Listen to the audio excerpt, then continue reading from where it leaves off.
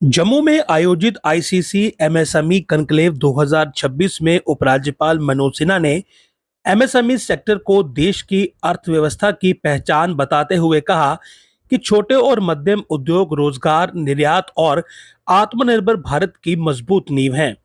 उन्होंने कहा कि जम्मू कश्मीर में वर्ष 2025-26 के दौरान 5,824 करोड़ रुपए का निवेश हुआ है।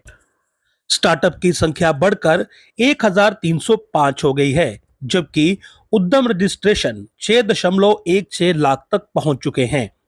उपराज्यपाल ने कहा कि आर्टिफिशियल इंटेलिजेंस, ऑटोमेशन और डिजिटल इंफ्रास्ट्रक्चर के बढ़ते इस्तेमाल से जम्मू और श्रीनगर जैसे शहर नैनो ग्लोबल कैपेबिलिटी सेंटर्स के नए हब बन सकते हैं। उन्होंने एमएसएमईज के लिए सस्ता कर्ज, नई तकनीक, मजबूत सप्लाई चेन, बेहतर मार्केट एक्सेस और रेड टेप काम करने पर जोर दिया।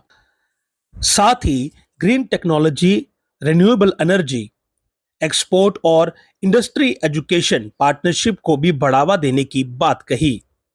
इस दौरान आईसीसी जम्मू के चेयरमैन राहुल सहाय ने धार्मिक पर्यटन को जम्मू की अर्थव्यवस्था का बड़ा आधार बताया। उन्होंने माता वैष्णो देवी, शिव खोड़ी, रघुनाथ बाजार, बावे वाली माता, सुध महादेव, परमंडल और अन्य धार्मिक स्थलों को जोड़कर मजबूत पिलग्रिमेज सर्किट विकसित करने पर जोर दिया।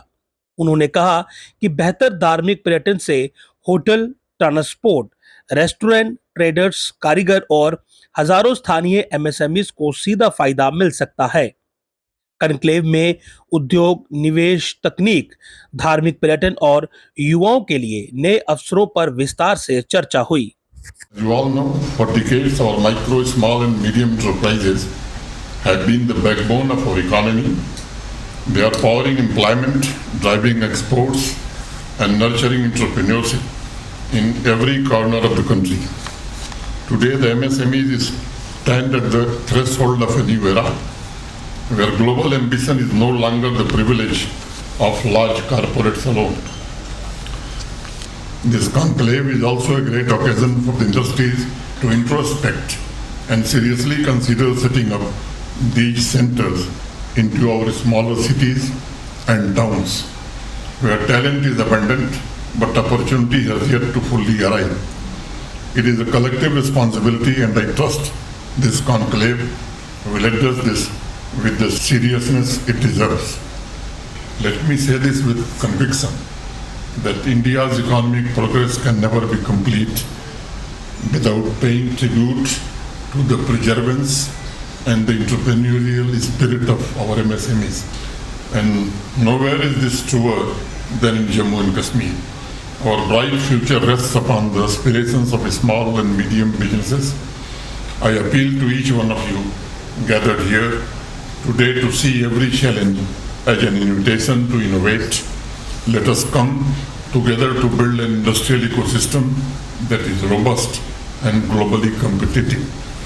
Let us build an ecosystem that is environmentally conscious and ensure that benefits reach to the very last person in the queue of development. On the strong foundation of MSMEs, we must develop an economy in which every region, every section, and every talent in Jammu and Kashmir finds opportunity to advance, and where young people do not merely seek jobs but create employment. देखिए, ये Indian chamber of commerce का second year का एक session था। Last year भी यहाँ पे MSME conclave हुआ था, और जिस तरह से इस बार थीम है कि हम एमएसएमईज की ग्रोथ के लिए क्या क्या कर सकते हैं, और पर्टिकुलरली इस बार लॉजिस्टिक्स और जीसीसी पे फोकस था। और जैसे गवर्नर साहब ने भी अभी एक आह्वान किया कि भाई हर डिस्ट्रिक्ट को, जब हम ओडीपी ओपी की बात करते हैं, वहाँ पे हम one district one export hub की बात करें। तो इसके चलते जीसीसी पे भी हम काम करें, किस तरह से एक सस्टेनेबल ग्रोथ की ओर एमएसएमईज को लेके जाए, और सरकार उसके लिए क्या क्या कर रही है। एक चिंतन, चिंतन और एक जहाँ पे एक मिक्सचर ऑफ आइडियाज़, उसका आज कॉन्क्लेव है। तो मुझे लगता है ज़रूर कुछ इस कॉन्क्लेव से निकल के आएगा, और एमएसएमई को ज़रूर इससे हमारे जम्मू कश्मीर के एमएसएमईज को लाभ होगा। जहाँ जहाँ पे भी इन्वेस्टमेंट होगा, वहाँ एम्प्लॉयमेंट भी जनरेट होगी, टैक्सेस रेवेन्यू आपका बढ़ेगा। तो जाहिर सी बात है कि हर किसी प्रांत में जहाँ पे इन्वेस्टमेंट होगा वहाँ पे इकोनॉमिक ग्रोथ होगा और एम्प्लॉयमेंट भी होगी, जो हमारा ऑब्जेक्टिव है एमएसएमई ग्रोथ का। देखिए, आज एलजी साहब एक वेरी इंपॉर्टेंट प्लान दिया है, वन डिस्ट्रिक्ट वन एक्सपोर्ट। ये हम तो 15 साल से पब्लिक लाइफ में है, कभी कोई राजनीतिक नेता, कोई विशनरी, कोई अधिकारी हम लोगों को ये प्लान कभी नहीं दिया। उनका मानना है जो जम्मू एंड कश्मीर में जितना जिला है, हर जिला का पोटेंशियल है कोई ना कोई प्रोडक्ट्स का एक्सपोर्ट करने के लिए। हालांकि आज का कार्यक्रम जो हो रहे थे, जो सूचना हुई थी, उसमें रिलीजियस टूरिज्म और एमएसएमई के ऊपर चर्चा होने वाले थे, बट एलजी साहब का ये जो प्लान उन्होंने दिया है, ये तो मेरे को लगता है जम्मू एंड कश्मीर नहीं, पूरा हिंदुस्तान में लागू होना चाहिए। एलजी साहब ने आज बेसिकली जो एमएसएमईज है, जो मीडियम उद्योग है, उन लोगों के बारे में काफ़ी कुछ बताए। उन लोगों को फाइनेंसिंग चाहिए और इंस्टीट्यूशन से इन लोगों का फाइनेंस का ज़रूरत है। और एलजी साहब ये भी बताया दैट हर जिला का पोटेंशियल है कोई ना कोई प्रोडक्ट का एक्सपोर्ट करने के लिए। जैसे वन डिस्ट्रिक्ट वन प्रोडक्ट जो उत्तर प्रदेश में भारी सफल हुई है, सिमिलरली जम्मू कश्मीर में एलजी साहब का ये विजन है जो वन डिस्ट्रिक्ट वन एक्सपोर्ट। सो एक डिस्ट्रिक्ट में एक ही प्रोडक्ट वो एक्सपोर्ट करे, उसमें हमारा जीडीपी में असर होगा, उसमें हमारा फॉरेन एक्सचेंज में असर होगा। ये बहुत बड़ा विशनरी प्लान है और हम लोग भी ये सिलसिला में विक्रमजीत सिंह साहब आए थे जो कमिश्नर इंडस्ट्रीज है, उनके साथ ये जो प्लान, ये जो स्ट्रेटजी, इनके साथ हम ज़रूर काम करेंगे। देखिए, जो आज कन्क्लेव है वो दो मुद्दों पे है, एक रिलीजियस टूरिज्म पे और एक नैनो जीसीसी। नैनो जीसीसी जो है वो जॉब क्रिएशन में बहुत हेल्प करेगा और मुझे लगता है कि उस पर एक यहाँ काम करने की ज़रूरत थी। नया कंसेप्ट है और बाहर से राकेश सिन्हा जी आए हैं जो ग्लोबल कैपेबिलिटी सेंटर के मास्टर हैं और वो यहाँ पे सबको बताएंगे कि कैसे ये सेंटर जॉब क्रिएशन में हेल्प करेगा। रिलीजियस टूरिज्म आप जानते हैं कि हमारा कितना अच्छा काम हो रहा है और ऑनरेबल एलजी ने बहुत अच्छा काम किया है, तो मुझे लगता है कि उस पर भी आज डेलिब्रेशन अच्छी होगी कि कैसे हम इसको और बेहतर बना सकते हैं। एलजी साहब ने पहले एक बात कही कि पीस है तो सब है, और मुझे लगता है पीस एस्टेब्लिश करने में उन्होंने बहुत अच्छा काम किया है और फिर उससे ही आगे चीज़ें बढ़ती हैं। तो बहुत अच्छा हो रहा है, लेट्स सी। मैं तो ये अपील करूँगा लोगों से कि लोग जो है वो आके बढ़ चढ़ के साथ दे, ऐसी कंक्लेव्स में आए, इनसे सीखें और अपना काम करें। मुझे कहा गया था कि रिलीजियस टूरिज्म के बारे में बोलने के लिए, तो मैंने उस विषय पे थोड़ी बहुत अपने विचार सामने रखे और यही कहना हुआ कि जम्मू कश्मीर में रिलीजियस टूरिज्म का पोटेंशियल बहुत ज़्यादा है, इसको टैप करना चाहिए। पूरे सुचेतगढ़ से लेके अगर आप करना वैली तक चले जाएं तो बहुत सारे पुराने मंदिर हैं, प्राचीन मंदिर हैं। कुछ जैन के धर्म ट्रस्ट देख रही कुछ नए मंदिर बनाए गए हैं। शारदा पीठ के मंदिर जो है वो भी किशन गंगा के किनारे बनाए गए हैं। तो इस किस्म से बहुत सारे स्प्रेड आउट एरियाज़ हैं जम्मू कश्मीर में जिनके पोटेंशियल को टैप किया जा सकता है।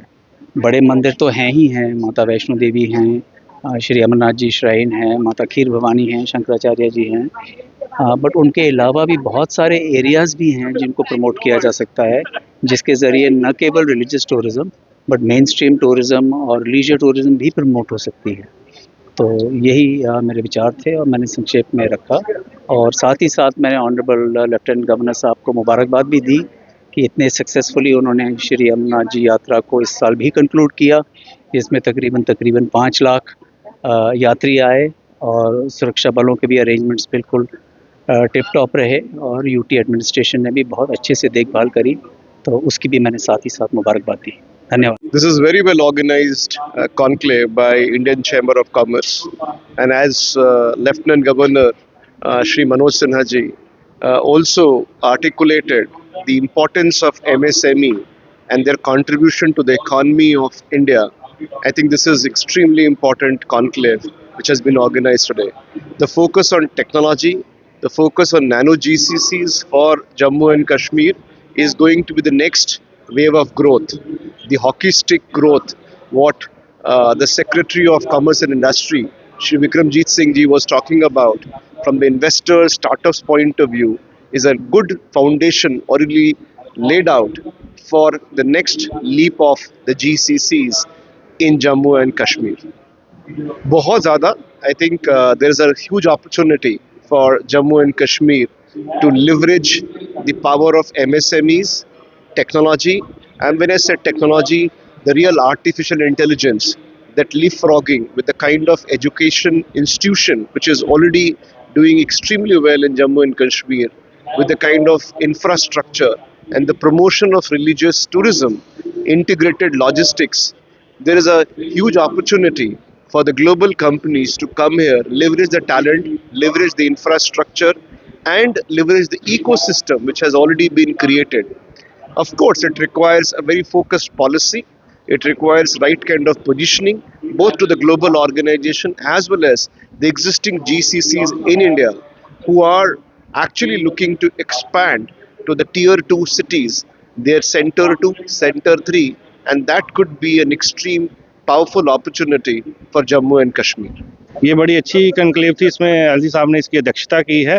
ये जम्मू कश्मीर में पर्यटन को कैसे बढ़ावा दिया जाए, और प्रदेश में एलजी साहब के आने से काफ़ी बढ़ावा मिला है, जैसे तिरुपति मंदिर का जम्मू में आना, और जैसे सिदड़ा में, रामबन में, पंथा चौक में माता वैष्णो देवी या जो भी आएंगे भक्त जो अमरनाथ यात्रा के, उनके लिए एक जो है वो अपना भवन जो है बनाए गए हैं। मात्र सरकार का दायित्व नहीं है, हमारा भी दायित्व बनता है कि हम अपने टूरिज़्म को बढ़ावा दें। कुछ लोगों में अभी आरती हमने शुरू करवाई थी, उसमें देखा मैंने लोग कि रघुनाथ मंदिर गए हुए ही एक 35 वर्ष हो गए हैं। एक अतिथि को बुलाया था, उनका कहना था मैं पहली बार मंदिर में आया हूँ। और अगर हम पर्यटन को बढ़ावा देना चाहते हैं, उसके लिए हमें पहले जैसे खनूर सर्कल है, हमारा परशुराम टेम्पल है, चाहे जियोपोता घाट है, वहाँ रहने के लिए अच्छे होटल्स होने चाहिए, लोगों के लिए अच्छी व्यवस्थाएं होनी चाहिए। और एक इम्पॉर्टेंट बात यहाँ पे कहूँगा कि जैसे अभी अमरनाथ यात्रा प्रारंभ हुई थी, लगभग 10-15 दिन में ही 4 लाख यात्रु यहाँ पे आए थे, और मौसम खराबी के चलते पूरी यात्रा रद्द हो गई। अगर यही यात्रा हम 2 महीने पहले प्रारंभ करते, छड़ी जो पूजन है वो अपने टाइम पे हो, यात्रा अगर पहले प्रारंभ हो जाए, मुझे लगता है 20-25 लाख के करीब यहाँ पे भक्तगण आते। और ये सारी यात्राएं मानसून में प्रारंभ होती हैं, कई बार प्राकृतिक आपदा भी आ जाती है, जिस प्रकार पिछले वर्ष मचेल माता में हुआ, अमरनाथ में हुआ उससे 2-3 साल पहले। तो ये आपदाएं भी नहीं आएंगी, और जो है पर्यटन को जो है बढ़ावा भी मिलेगा। अच्छी एक कनक्लेव है, और लोगों को अपने मंदिरों में, अपने पर्यटक स्थलों में जाना चाहिए।